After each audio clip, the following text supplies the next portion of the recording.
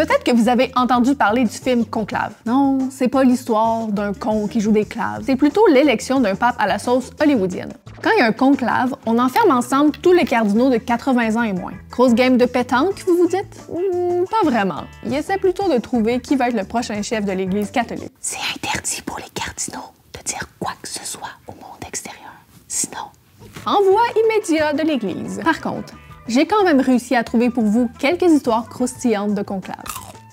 Au 13e siècle, une pratique courante en Italie consistait à enfermer les gens ensemble pour les aider à délibérer. Le gouverneur de Rome décide d'enfermer à clé les cardinaux pour les éloigner de toute influence politique.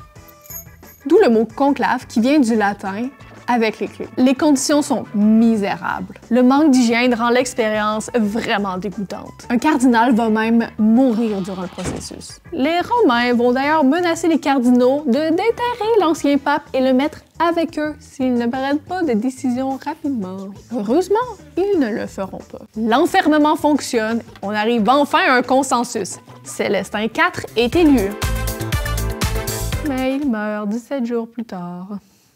Au grand désespoir des cardinaux, tout est à recommencer. Ensuite, le record du plus long conclave a été battu quelques années après. Le pape Clément IV meurt et là, ça niaise quelques mois. Donc, les cardinaux vont être de nouveau enfermés. Cette fois-ci, on les nourrit seulement au pain et à l'eau. Un an plus tard, ils n'ont toujours pas pris de décision. On finit par décider de retirer le toit de où ils habitent pour les exposer aux intempéries. Malgré tous ces moyens de pression, ils ont juste été capables de s'entendre sur un petit comité d'élection. C'est finalement après 2 ans et 8 mois que Grégoire X est élu.